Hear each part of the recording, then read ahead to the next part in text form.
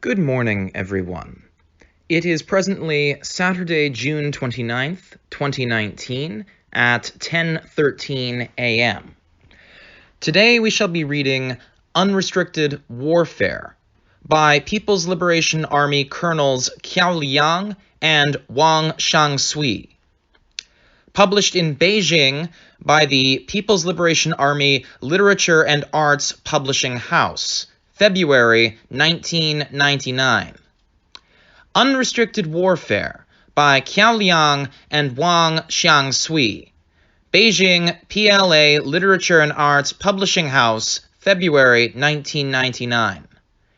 FBIS Editor's Note.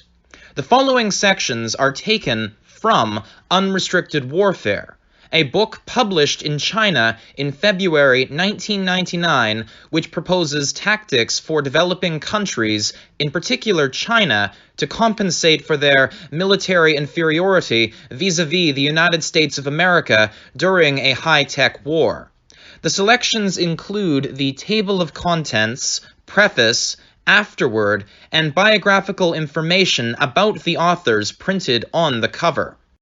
The book was written by two PLA senior colonels from the younger generation of Chinese military officers, and was published by the PLA Literature and Arts Publishing House in Beijing, suggesting that its release was endorsed by at least some elements of the PLA leadership.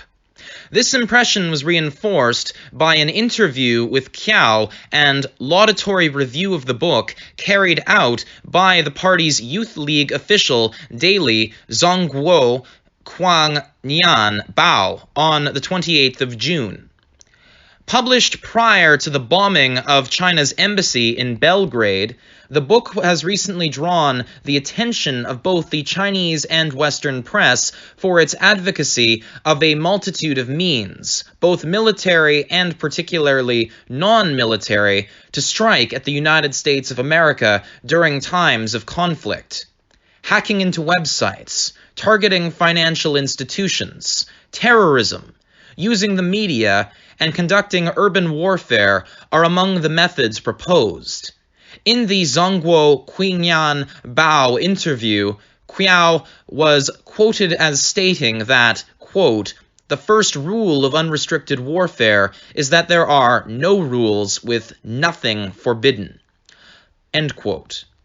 Elaborating on this idea, he asserted that strong countries would not use the same approach against weak countries because, quote, "strong countries make the rules while rising ones break them and exploit loopholes.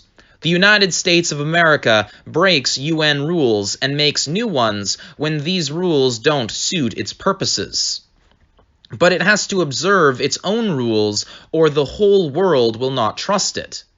See FBIS translation of the interview.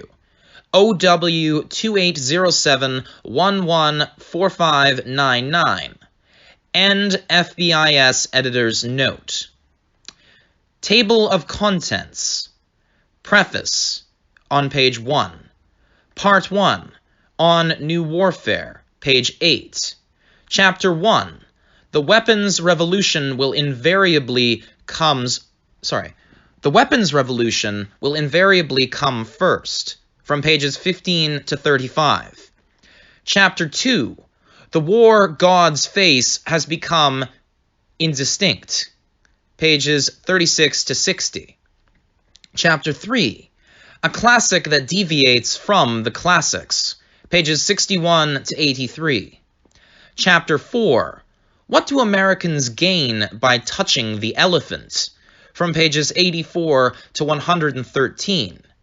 Chapter 4, Part 2, a discussion of new methods of operation, from pages 114 to 123.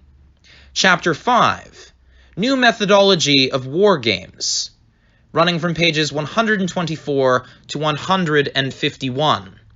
Chapter 6, seeking rules of victory. The force moves away from the point of the enemy's attack, running from page 152 to 178. Chapter 7, 10,000 methods combine as one.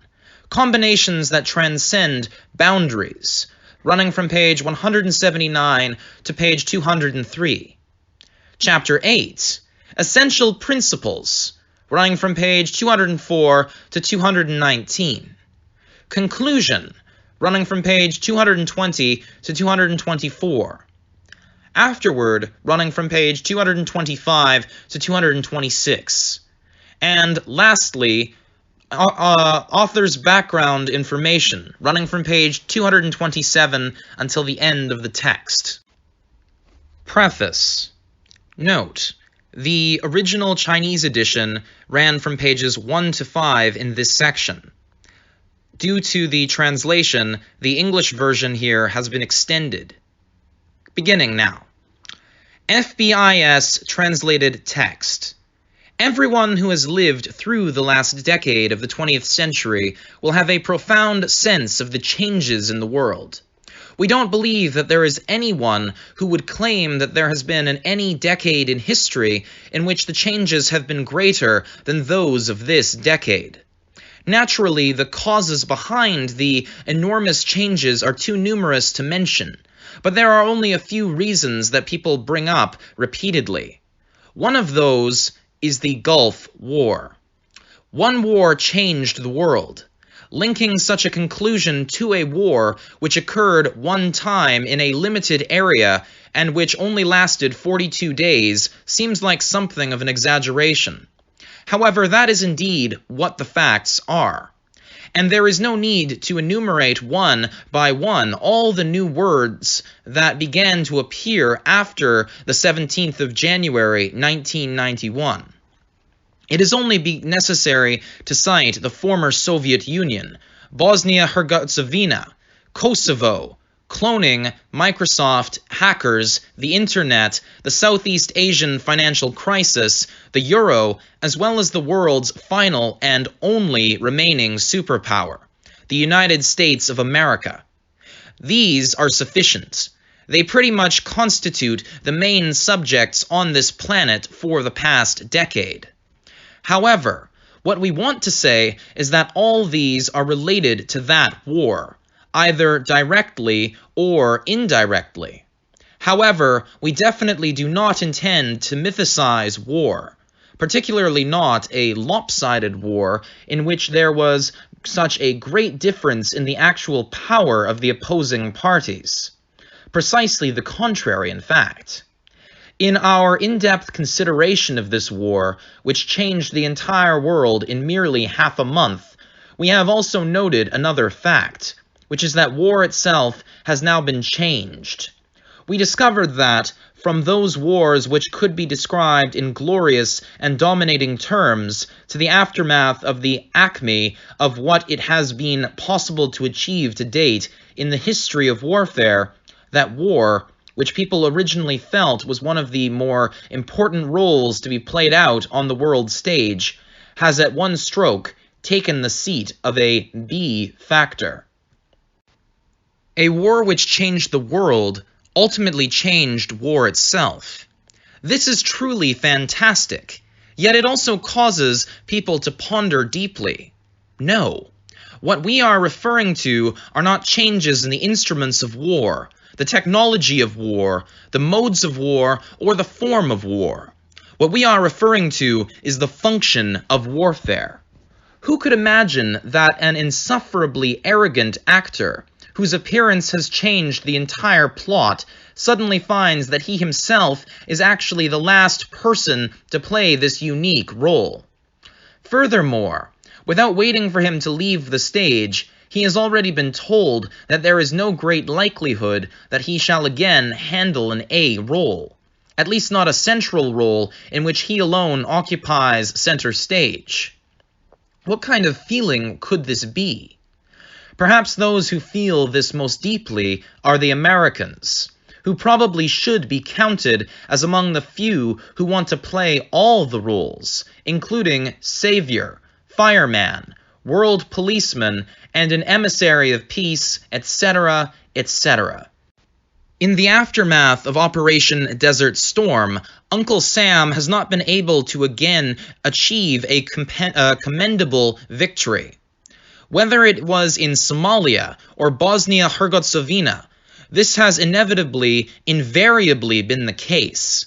In particular, in the most recent action in which the United States and Britain teamed up to carry out air attacks on Iraq, it was the same stage, the same method, the same actors. But there was no way to successfully perform the magnificent drama that had made such a profound impression 8 years prior.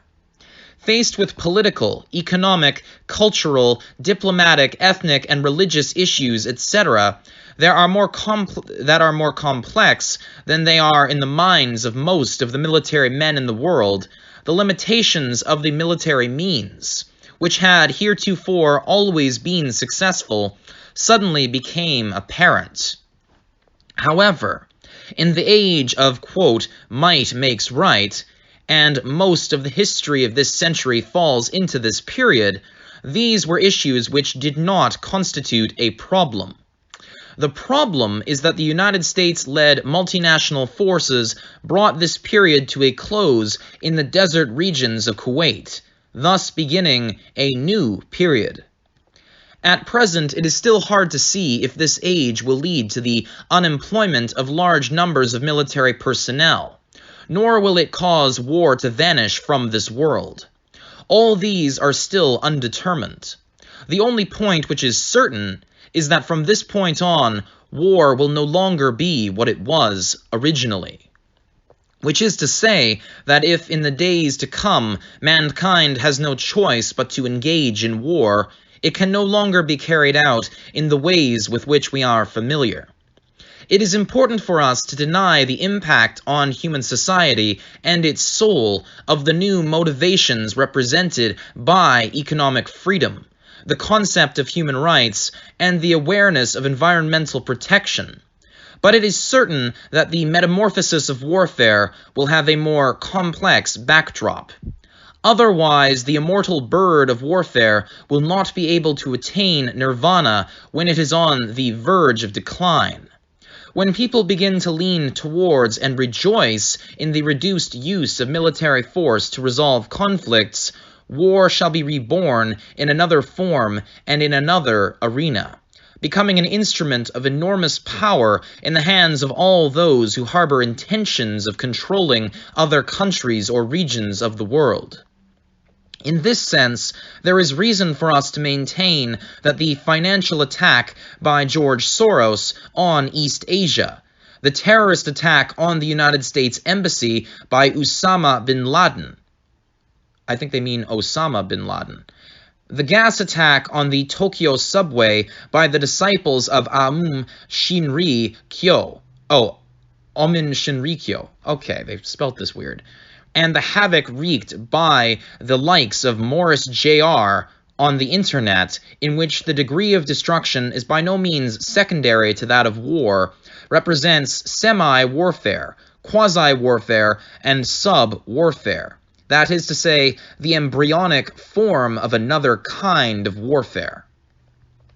But whatever you call them, they cannot make us more optimistic than in the past. We have no reason for optimism. This is because the reduction of the functions of warfare in a pure sense does not mean at all that war has ended. Even in the so-called postmodernism, post-industrial age, warfare will not be totally dismantled. It has only reinvaded human society in a more complex, more extensive, more concealed, and more subtle manner. It is as Byron said in his poem Morning Shelley, "Nothing has happened, he has only undergone a sea change."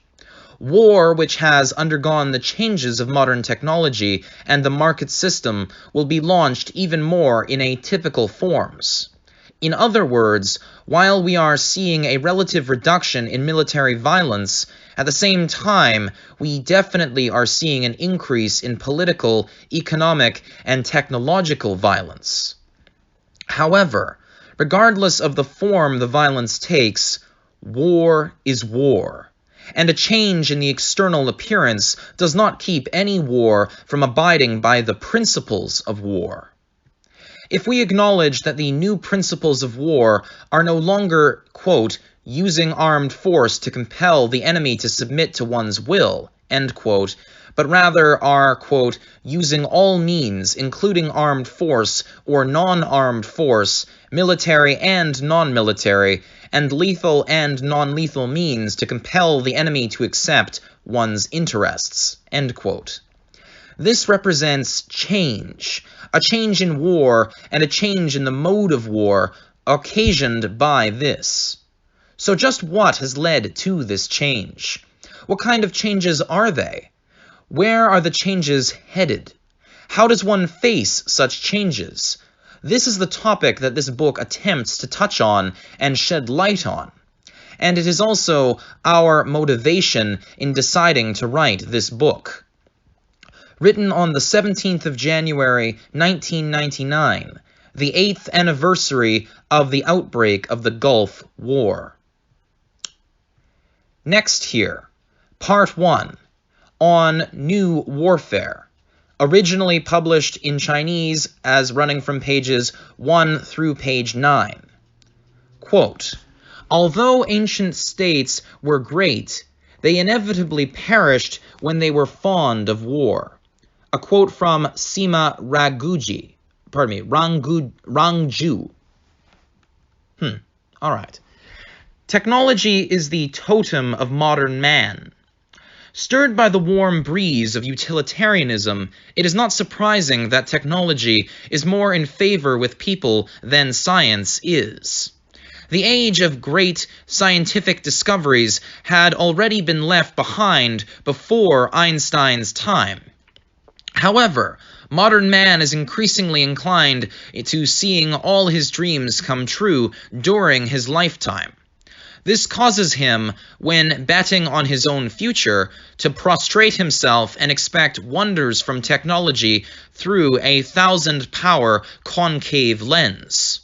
In this way, technology has achieved startling and explosive developments in a rather short period of time. And this has resulted in innumerable benefits for mankind, which is anxious for quick successes and instant rewards.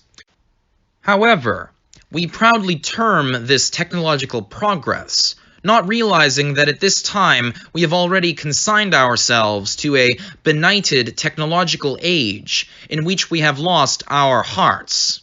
Technology today is becoming increasingly dazzling and uncontrollable. Bell Labs and Sony continue to put out novel toys. Bill Gates opens new quote-unquote windows each year. And quote-unquote Dolly, the cloned sheep, proves that mankind is now planning to take the place of God the Creator. The fearsome Russian-built Su-27 fighter plane has not been put to use on any battlefield, and already the Su-35 has emerged to strike a pose. But whether or not, once it has exhausted its time in the limelight, the Su-35 will be able to retire having rendered meritorious service is still a matter of considerable doubt. Technology is like, quote-unquote, magic shoes on the feet of mankind. And after the spring has been wound tightly by commercial interests, people can only dance along with these shoes, whirling rapidly in time to the beat that they set.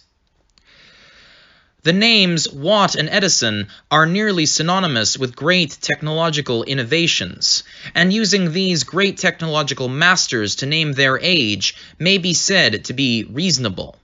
However, from then on, the situation changed, and the countless and varied technological discoveries of the past 100 years or so makes it difficult for the appearance of any new technology to take on any self-importance in the realm of human life.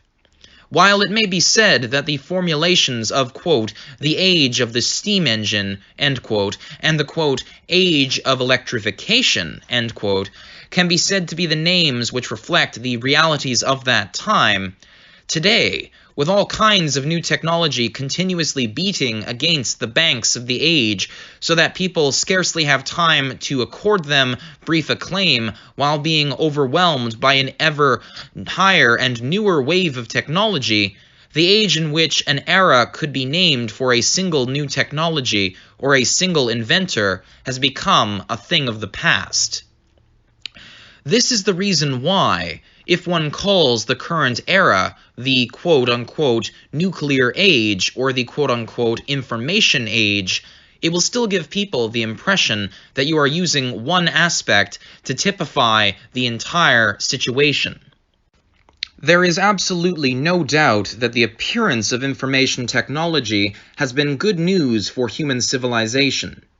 This is because it is the only thing to date that is capable of infusing greater energy into the technological plague that has been released from Pandora's box. And at the same time, it also provides a magic charm as a means of controlling it, in brackets here, technology. It is just that, at present, there is still a question of who in turn shall have a magic charm with which to control it, namely information technology. The pessimistic view is that, if this technology develops in a direction which cannot be controlled by man, ultimately it will turn mankind into its victim.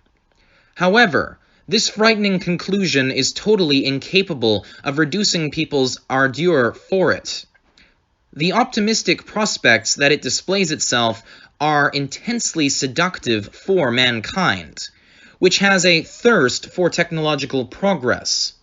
After all, its unique features of exchanging and sharing represent the light of intelligence, which we can hope will lead mankind out of the barbarism of technology. Although this is still not sufficient to make us like those futurists who cannot see the forest for the trees, and who use its name to label the entire age.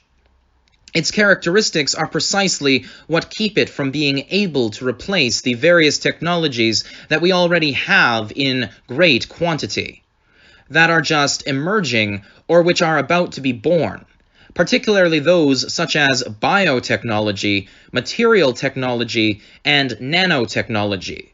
These technologies, which have a symbiotic relationship with information technology in which they rely on and promote one another.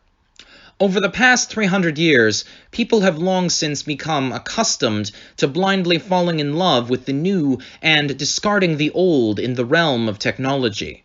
And the endless pursuit of new technology has become a panacea to resolve all the difficult questions of existence. Infatuated with it, people have gradually gone astray. Just as one will often commit 10 other mistakes to cover up one, to solve one difficult problem, people do not hesitate to bring 10 more to themselves. For example, for a more convenient means of transportation, people invented cars, but a long string of problems followed closely on the heels of the automobile. Mining and smelting, mechanical processing, oil extraction, rubber refining, and road building, etc., which in turn required a long string of technological means to solve, until ultimately it led to pollution of the environment, destroying resources, taking over farmland, traffic accidents, and a host of thornier problems.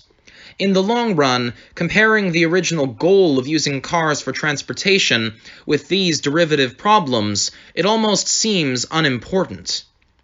In this way, the irrational expansion of technology causes mankind to continually lose his goals in the complex ramifications of the tree of technology, losing his way and forgetting how to get back.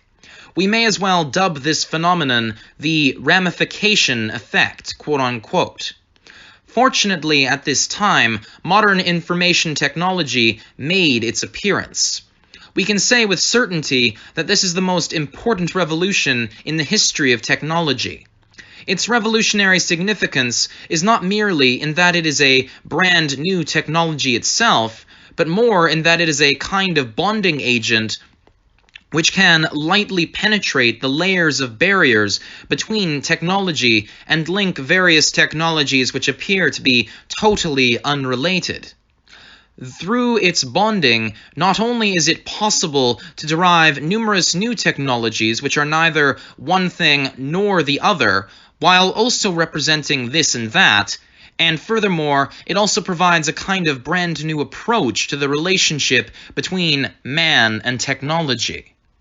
Only from the perspective of mankind can mankind clearly perceive the essence of technology as a tool, and only then can he avoid becoming a slave to technology, to the tool he created, during the process of resolving the difficult problems he faces in his existence. Mankind is completely capable of fully developing his own powers of imagination such that, when each technology is used, its potential is exhausted, and not being like a bear breaking off corn cobs, only able to continually use new technology to replace the old. Today, the independent use of individual technologies is now becoming more and more unimaginable. The emergence of information technology has presented endless possibilities for matchups involving various old and new technologies. And among new and advanced technologies, countless factors have demonstrated that the integrated use of technology is able to promote social progress more than even the discovery of the technology itself. The situation of loud solo parts is in the process of being replaced by a multi-part chorus. The general fusion of technology is irreversibly guiding the rising globalization trend, while the globalization trend in turn is accelerating the process of the general fusion of technology, and this is the basic characteristic of our age. This characteristic will inevitably project its features on every direction of the age, and naturally the realm of war shall be no exception. No military force that thirsts for modernization can get by without nurturing new technology, while the demands of war have always been the midwife of new technology. During the Gulf War, more than 500 kinds of new technology, new and advanced new technology of the 1980s ascended the stage to strike a pose, making the war simply seem like a demonstration site for new weaponry. However, the thing that left a profound impression on people was not the new weaponry per se, but was rather the trend of systematization in the development and use of the weapons. Like the quote-unquote Patriots, that is to say Patriot missiles, intercepting the Scuds, or Scud missiles, it seemed as simple as shooting birds with a shotgun, while in fact it involved numerous weapons deployed over more than half the globe.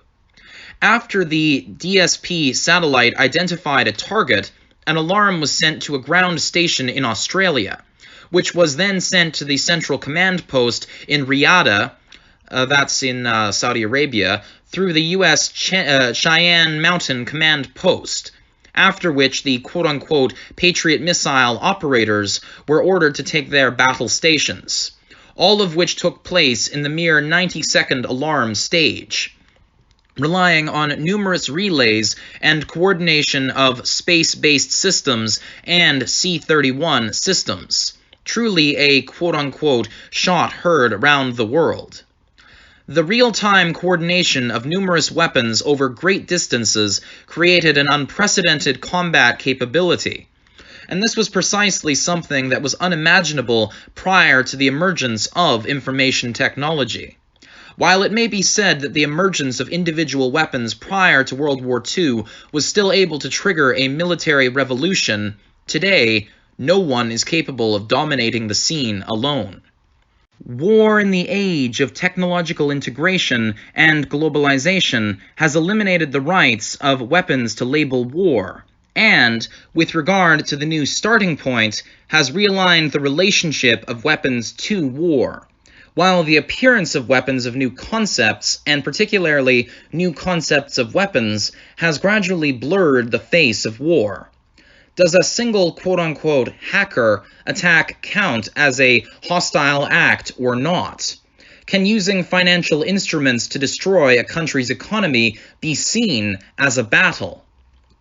Did CNN and their broadcast of an exposed corpse of a U.S. soldier in the streets of Mogadishu shake the determination of the Americans to act as the world's policeman, thereby altering the world's strategic situation? And should an assessment of wartime actions look at the means or the results? Obviously, proceeding with the traditional definition of war in mind, there is no longer any way to answer the above questions. When we suddenly realize that all these non-war actions may be the new factors constituting future warfare, we have to come up with a new name for this new form of war. Warfare which transcends all boundaries and limits. In short, unrestricted warfare. If this name becomes established, this kind of war means that all means will be in readiness, that information will be omnipresent, and the battlefield shall be everywhere. It means that all weapons and technology can be superimposed at will. It means that all the boundaries lying between the two worlds of war and non-war, of military and non-military, will be totally destroyed. And it also means that many of the current principles of combat shall have to be modified, and even that the rules of war may need to be rewritten. However, the pulse of the god of war is hard to take. If you want to discuss war, particularly the war that will break out tomorrow evening or the morning of the day after tomorrow, there is only one way, and that is to determine its nature with bated breath, carefully feeling the pulse of the god of war today. Footnotes. Interesting to note, with this particular text, it seems the notes are written at the base of each chapter rather than the base of each page. Most inconvenient. Footnotes. 1. In Man and Technology, O. Spengler stated that, quote, like God our Father, technology is eternal and unchanging. Like the Son of God, it will save mankind, and like the Holy Spirit, it shines upon us. End quote. The philosopher Spengler's worship for technology, which was just like that of a theologian for God, was nothing but a manifestation of another type of ignorance as man entered the great age of industrialism, which increasingly flourished in the post-industrial age. 2. In this regard, the French philosopher and scientist Jean Latreille has a unique viewpoint. He believes that science and technology have a destructive effect, as well as a guiding effect on culture. Under the combined effects of these two, it is very difficult for mankind to maintain a clear-headed assessment of technology, and we are constantly oscillating between the two extremes of technological fanaticism and anti-science movements. Bracing oneself to read through his, quote, the challenge presented to cultures by science and technology, end quote, in which the writing is abstruse but the thinking recondite, may be helpful in observing the impact of technology on the many aspects of human society from a broad perspective. A broader perspective, I should say. 3. Although the improvement of beyond visual range, or BVR, weapons has already brought about enormous changes in the basic concept of air combat, after all is said and done, it has not completely eliminated short-range combat. The Su-27, which is capable of quote-unquote Cobra maneuvers, and the Su-35, which is capable of quote-unquote hook moves, are the most outstanding fighter aircraft to date. 4. F.G. Ronge, as published 1715-2706, 1396-2706, I guess that's an ISBN number, is the sharpest of the technological pessimists. As early as 1939, Ronge had recognized the series of problems that modern technology brings with it, including the growth of technological control and the threat of environmental problems. In his view, technology has already become an unmatched, diabolical force. It has not only taken over nature, it has also stripped away man's freedom. In Being and Time, Martin Heidegger termed technology an quote-unquote outstanding absurdity, calling for man to return to nature in order to avoid technology, which posed the greatest threat. The most famous technological optimists were quote-unquote Norbert Wiener and Steinbuch. In Wiener's Cybernetics, God and Robots and the Human Use of Human Beings, and Steinbuch's The Information Society, Philosophy and Cybernetics, and other such works, we can see the bright prospects that they describe for human society driven by technology. Editor's Note 5. In David Eichenfeld's book, The Arrogance of Humanism, he cites numerous examples of this. In Too Clever, Schwartz states that, quote, the resolution of one problem may generate a group of new problems, and these problems may ultimately preclude that kind of resolution, end quote.